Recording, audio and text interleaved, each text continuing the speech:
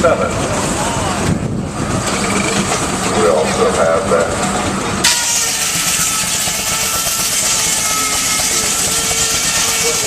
Has a roughly 2 inches belted in. We have a John Deere tractor belted in. We have the model Baker on a model Baker fan.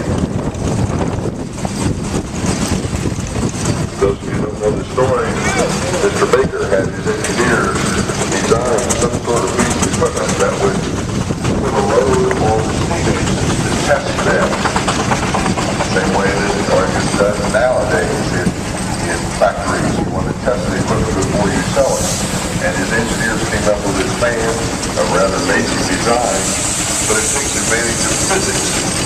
And physics are that double the speed of the fan takes 8 times the amount of power.